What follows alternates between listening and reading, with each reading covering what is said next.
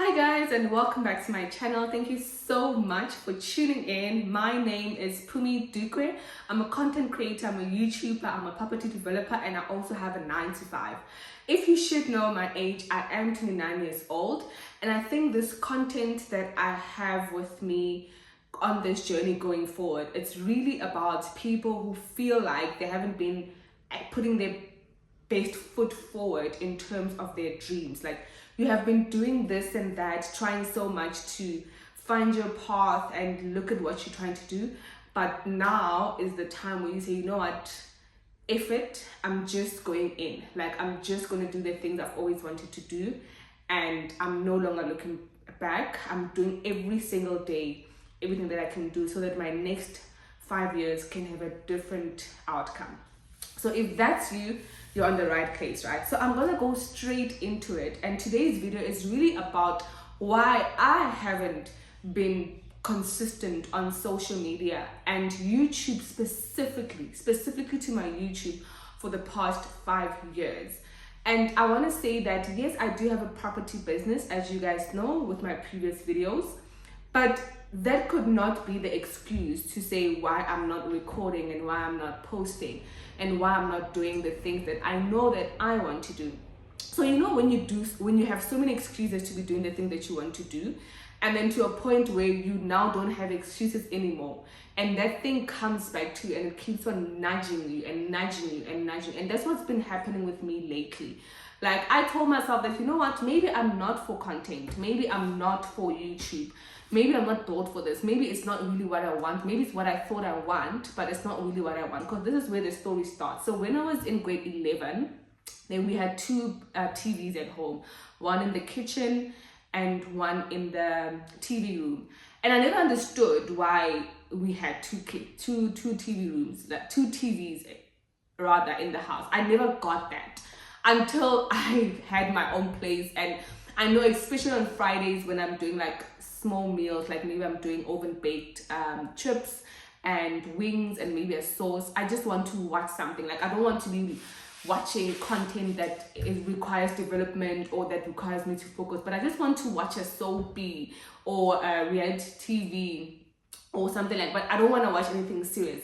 And my phone is not big enough, because now when you're in the kitchen, you're moving, and laptop also, you have to be careful where you put it and all those things.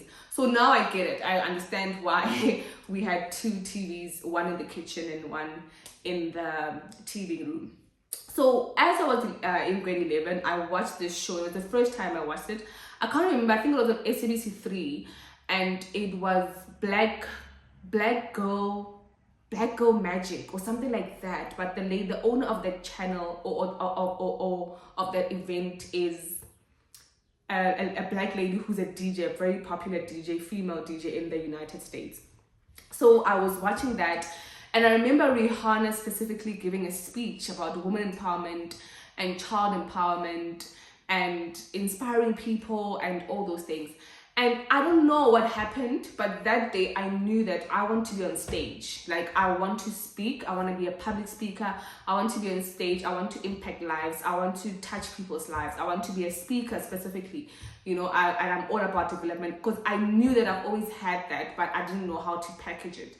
So ever since then, I also had my own reasons to start a property business, which I've spoken about in my previous videos.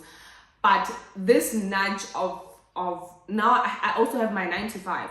So I've had all these excuses to now have my 9 to 5. When I come back from work, I have to go to church, blah blah. But they didn't serve me, because here I am again today, and I'm still not satisfied with my career. I'm still not fulfilled by my career. And I remember I once had a conversation with a friend mentor, and she said, you just have to decide what fulfills you. Because yes, you can have a good job, you can have a good paying job, you can be in a very good company, but are you fulfilled?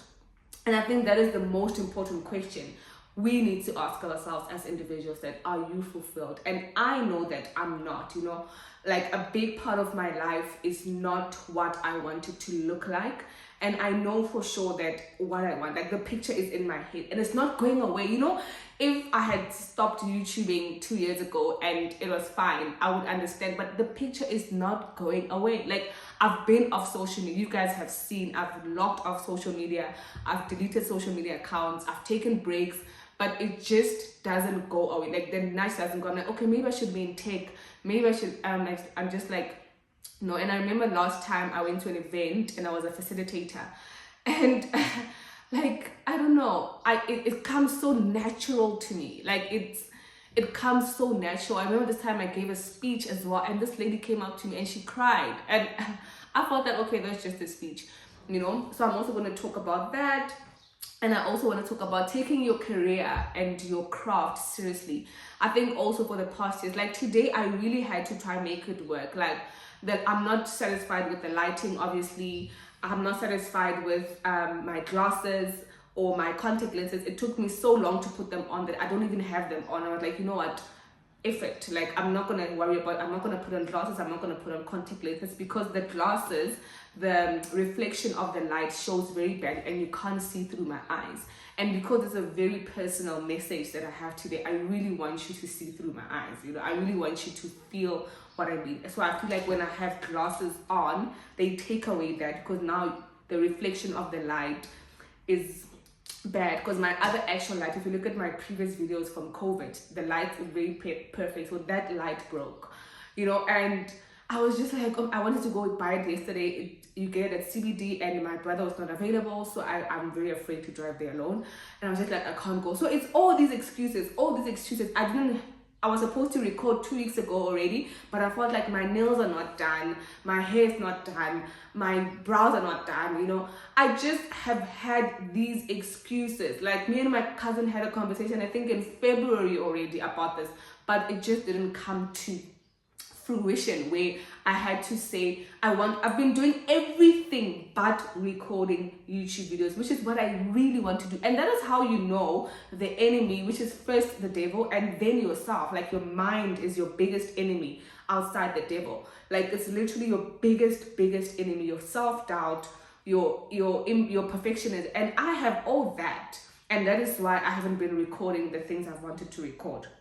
So number one, I want to talk about the fear of failure. Like, I've been so afraid, and I have this thing, like, people take me or put me, like, not, I don't know how to put it, but people really respect me. Like, people really respect my work, people really respect my voice, and that's because I really have put in the hours. Excuse me, I just have an irritation in my nose.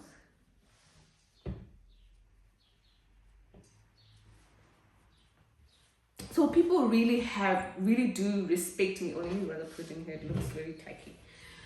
People really respect me, right? And I have put in the hours. I really have put in the work. Like, when it comes to my properties, I've saved, I've been through a journey of sacrificing, I've been through a journey of frugal living. When it comes to reading, I know what it is to want to finish a book in a month and not do it, and I know what it is to finish a book in 2 nights. So I really have been through a journey in terms of that aspect, right?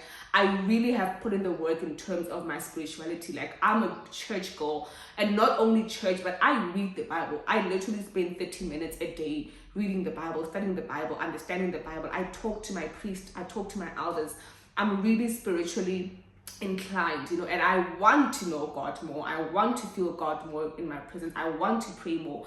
I want my spiritual vocabulary to grow. So people respect me in terms of that aspect. Even in my professional job, I'm really good at what I do. Like, people really respect me at my workplace. Like, people really value me. You know, I really feel valued and loved as well in my workspace. You know, I really feel cherished, and I really feel respected and valued. So those are the things that I think sometimes you become so comfortable in that you don't do the thing that you actually have to do. This video is going to be very long, so please bear with me. So I've put down 4 things. I have a lot of things, but I think these are the 4 important things of where to from now, and why I haven't actually been doing what I should be doing, what I know I should be doing. I mean, it's very good that I'm reading, it's very good that I'm budgeting, but is that what I really want to do? And that is why when I did my 72-day challenge with you guys, I said, you know what, Oh my goodness, I just remembered now that I don't have my mic on. But you know what? It's okay. We're just gonna continue without the mic. Oh, should I have it? Oh my word. Okay, I'm gonna continue without the mic. So the number one thing is fear of failure, right? It's so, like, we all have it, but now I'm talking about myself, that I really do fear failing, especially in front of the camera. And there's a guy called Alex Hormozi, and he speaks about that. He's like, we're not afraid of failure. We're not really afraid of failing, but what we're really afraid of is failing in front of people. My boss calls it falling on your face. Falling on your face. Like, you know, obviously when you fall on your face, you're gonna hurt, and then you probably going to get some scratches or whatever, and then people are going to see that. Like when you go out in the world, maybe the following day, they're going to see that you fell. And that's what's the problem. It's not the falling that was bad, it's that somebody saw it. Even at church, they made an analogy about why people actually fight. Like, people fight because there is someone watching. So for example, if somebody trips you or if somebody pushes you, you're more likely to say, you pushed me or whatever, and walk away. But because somebody saw you, your thinking is now, yes, see, I'm not going to allow myself to be disrespected like that. So I will for sure tell people, tell the person where to get off, because other people need to respect me. So that is number one, like fear of failure. I've been afraid of that, fear of failing. What will people say? I should know better, etc.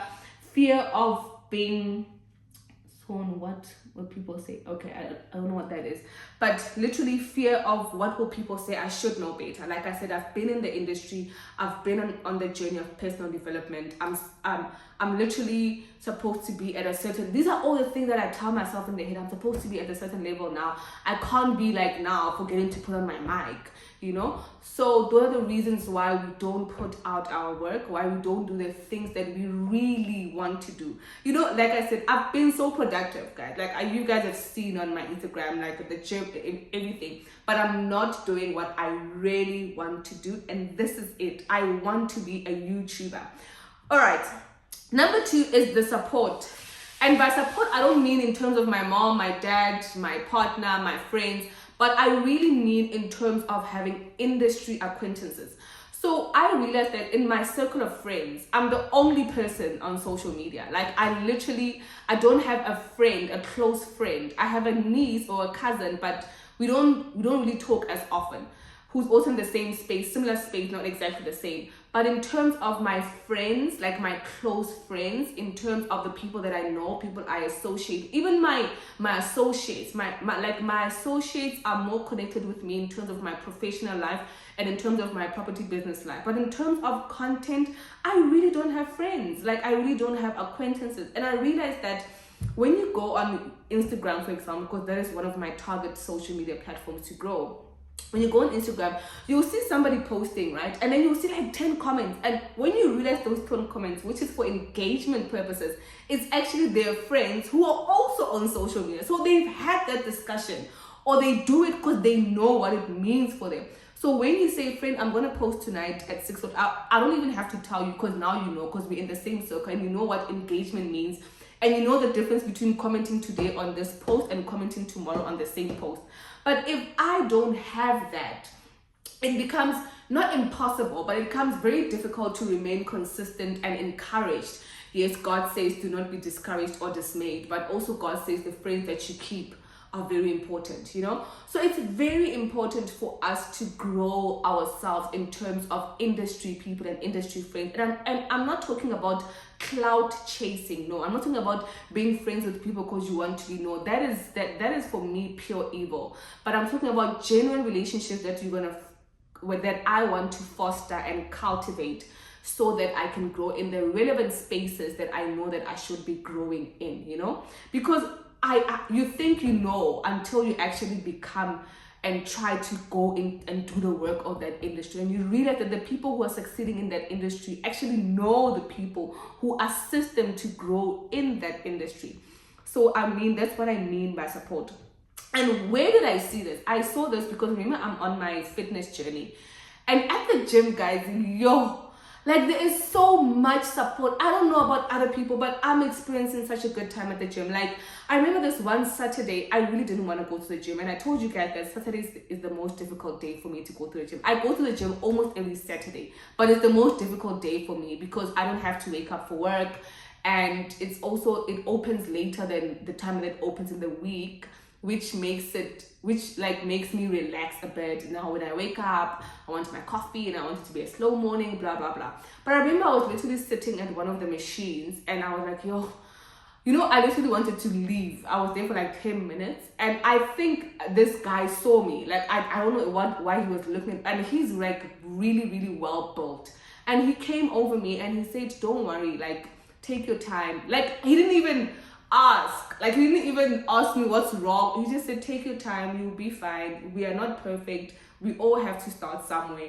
And you just like, what, I literally needed that, and also the trainer, like the trainer assistant, he's so good. Like just giving you just his time, and he's showing you how a machine works. And when you go to the gym, you see different types of body types, like all types, all sizes, all length, all stretches.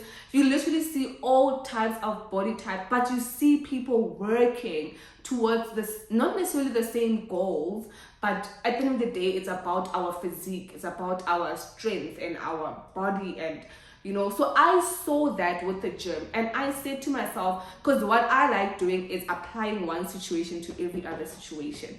And I said to myself, if this can happen at the gym, imagine what could happen in other places in your life where you could actually just be around like-minded people, okay? And then number 3 is aesthetics. This one. Some people might think it's stupid. Like, some people might think, looks don't matter. Looks do matter, especially in the public space. Especially if you want to be a public figure, especially if you want to grow in the public space, looks do matter. But what people, I think, are getting wrong in terms of look is that they think that's all that matters. And that is why, even with men, you see this good-looking woman, hot woman, until you have a conversation with them. You're like, girl, what's going on? And with a guy, like, you see this hot guy. And hot for me personally, it's not just about looks, but hot is how you speak. Hot is how you look. Hot is how you, like, your resume. Your resume is a physical thing that you can see. Anything that you can see, guys, anything that you can hear, the car that you drive, all those things are part of your physical appearance, okay? And that is why people invest in them. The car that you drive is a part of your physical appearance. What you wear is a part of your physical appearance. How you wear it is a part of your physical appearance. How you talk, how you speak, your body language, your gestures, all that, what you believe in, what you write about, all that is a part of your physical appearance. Your qualifications are part of your physical appearance. All those things. I mean, before you even know that, before you go for an interview or before you go for profile viewing, whatever, they will go and check your bios, and they will go and check your pages, social media pages, your your resume. All of that is physical appearance. Physical appearance is not looks, guys. It's not only looks. It's not only your hair, and yes, that comprises of that. But that is why there's a thing called reputation. Reputation is how you appear to the public. It's not necessarily who you are, but it's how you have built yourself to be and how you appear to the public. And that is what I mean by aesthetics and looks. And one of the people that I love, I don't watch a lot of there's no specific YouTube video that I can say like I watch this all the time. But in terms of aesthetically pleasing for me, I don't know if you know Megan, the one In Totality, the channel called In Totality. Like, I think it's her home setting, I'm not sure, but that's my dream, like near future. Like, she has a couch, like a nice couch, big couch. She has a small table, her hair, her skin, her lips, like she's just, and that for me is aesthetically pleasing. So aesthetics have been the reason why I haven't been consistent on my channel, because I felt like it doesn't look how I would want it to look. And today, like this video, I said, you know what, It's okay. Like, I'm gonna work with what I have. I'm gonna work with my chipped nails. I'm gonna work with my 3 weeks braided hair. I'm gonna work with what I have in the house, my books that I've read. I'm gonna work with the bottle that I have. I'm gonna work with the tissues that I have. Like, I'm literally gonna work with what I have. And I think it's Dave Ramsey. It's also in the Bible where it talks about like the parable of the talents. And I think by not acting because you don't have a certain thing, you're underestimating God in terms of your talents and what He can do for you. So literally, one of the reasons why I have not been growing on social media specifically is because I've always thought it's not aesthetically pleasing. Like my background, my looks, you know, I mean, I don't do facials and all those things. And you can see a skin of somebody who does facials and all those things. Excuse me.